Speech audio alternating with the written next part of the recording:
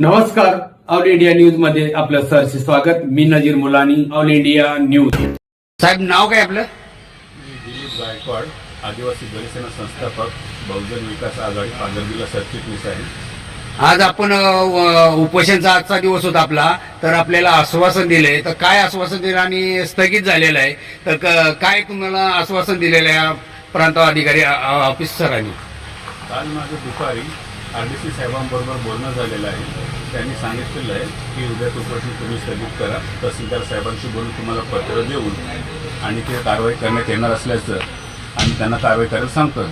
त्याप्रमाणे मी काल तहसीलदार साहेबांना भेटलेलो आहे.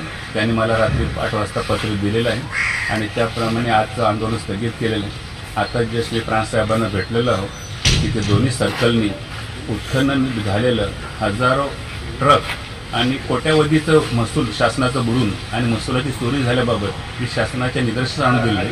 मग त्याच्यावर दंडाकरणे नाही करत, संबंधित गुन्हेही दाखल नाही करत. मग त्यासाठी आज उपोषण ठेवलं होतं. पण सहकार्य करण्यासाठी विनंती केल्याप्रमाणे 15 दिवसाचा टायमिंग मागितलेला आहे आणि मला तसं लेखी पत्र दिलेलं आहे आणि त्यासाठी मी त्याची 15 दिवस वाट बघतो.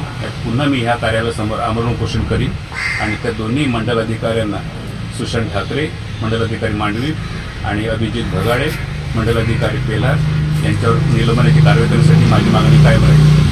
तसंच ते भूमाफी आहेत त्यांच्याकडून जो करोडो रुपयाचा महसूल बुडेल त्यांची दंड आकारणी व्हावी आणि त्यांच्यावर फौजदारी गुन्हे व्हावेत हीच माझी विनंती राहील शासनाला.